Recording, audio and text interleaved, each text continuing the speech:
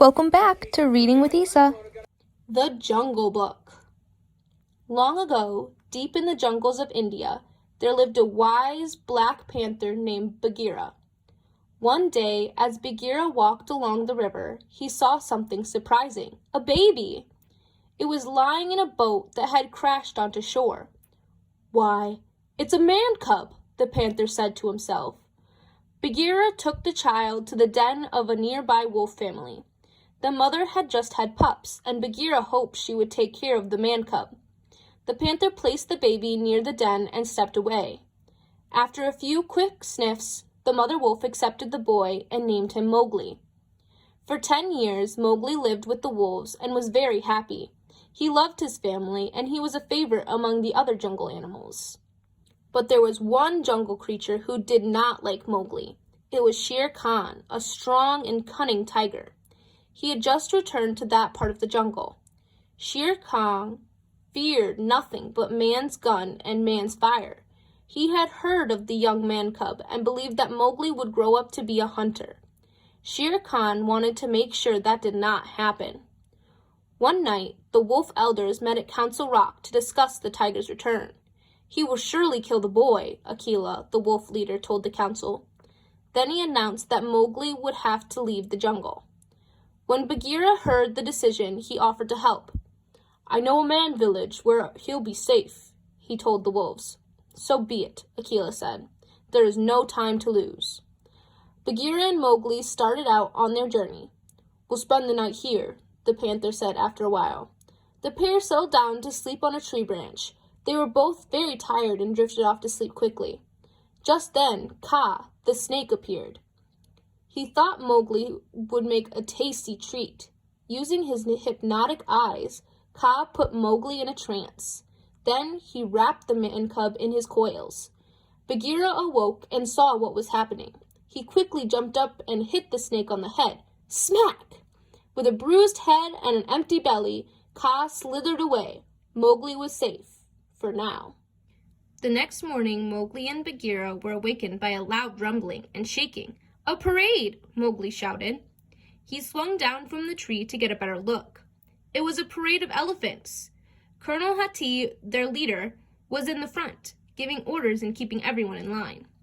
Mowgli wanted to march too. He saw a baby elephant and ran over to join him. Now Mowgli was really having fun. But soon, Colonel Hati made them stop and line up for an inspection. When he saw Mowgli, he asked, "What happened to your trunk?" Then he realized that Mowgli wasn't an elephant. "A man cub!" he cried. Bagheera came to Mowgli's rescue. "The man cub is with me," he told the colonel. "I'm taking him back to his village." When Hati heard this, he calmed down and began to march again.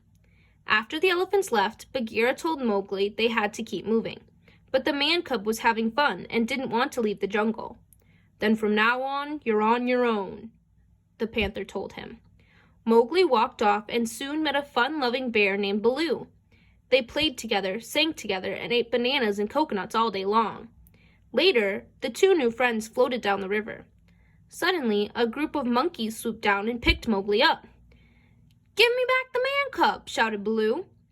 But the monkeys ignored the bear and carried Mowgli to their leader, King Louie. King Louie wanted to learn how to make fire, and he figured the man cub could teach him. Mowgli didn't know anything about making fire, though. He could not help Louie, and that made the king very angry. In the meantime, Baloo found Bagheera. They searched for Mowgli and arrived just in time to save the man cub. Baloo disguised himself as an ape and started dancing with Louie. Soon, all the monkeys were dancing. But when Baloo's costume fell off, the monkeys realized they'd been tricked. Baloo, Bagheera, and Mowgli quickly ran away to safety. Later that night, Bagheera tried to convince Mowgli that the jungle was too dangerous for a young man cub. But Mowgli still didn't believe him, and he ran away again, right into Kaa.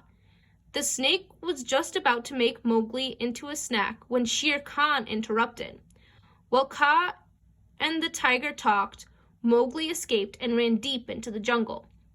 Mowgli was finally all alone, but he was sad and tired. The man cub sat down on a rock to rest. Soon, 4 vultures flew down and started to tease him. But when they saw how lonely he was, they decided to be nicer. Just then, Shere Khan appeared. The vultures got scared and flew away quickly. But Mowgli did not move. "You don't scare me, Shere Khan," he said bravely. Shere Khan lunged at the man cub, his razor-sharp claws flashing. But Baloo, who had been looking everywhere for Mowgli, arrived just in time. The bear grabbed Shere Khan by the tail and pulled him away from his friend. The vultures came back, picked up Mowgli, and flew him to a tree. Suddenly, a bolt of lightning struck nearby and started a small fire. Mowgli climbed down from the tree, grabbed a burning branch, and snuck up behind Shere Khan. He tied the branch to Shere Khan's tail. The terrified tiger ran away, never to be seen again. Mowgli had saved the day. Once again, Mowgli walked through the jungle with Baloo and Bagheera. All of a sudden, the man cub heard a new and beautiful sound. It was a girl from the man village, singing sweetly. When Mowgli tried to impress the girl, she smiled at him and began to head toward the village. He followed her and turned to wave goodbye to Baloo and Bagheera. The bear and panther watched Mowgli leave. Their man cub had found his true home at last, but they knew he would never forget his jungle friends. The end. Thanks for watching.